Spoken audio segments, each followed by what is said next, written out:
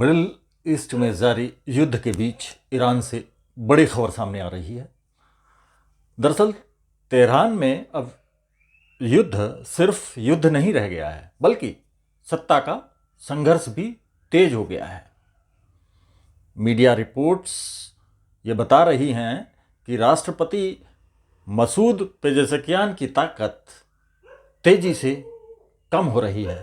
ये ताकत, उनके फैसले लेने की ताकत घट रही है और इस्लामिक रिवॉल्यूशनरी गार्ड कॉर्प्स यानी IRGC ने देश की कमान अपने हाथ में ले ली है।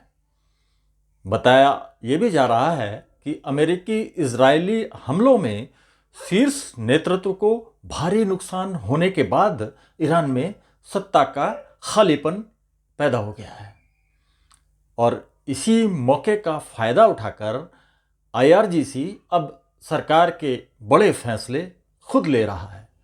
यहाँ तक कि राष्ट्रपति मसूद पेजेशकियान के फैसलों पर भी रोक लगाई जा रही है और अहम पदों पर नियुक्तियों में भी IRGC का सीधा हस्तक्षेप शुरू हो गया है। अब बात करते हैं सबसे बड़े सस्पेंस की।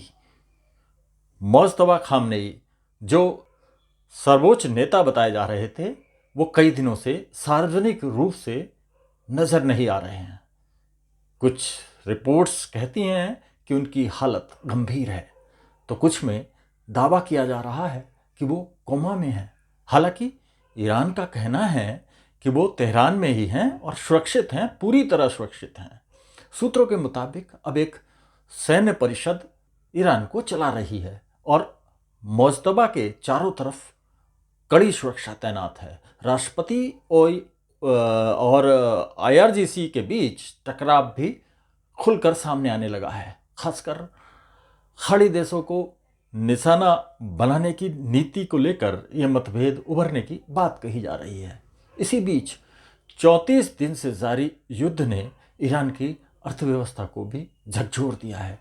गोला बारूद कम हो रहा है और हालात लगातार बिगड़ते जा रहे हैं।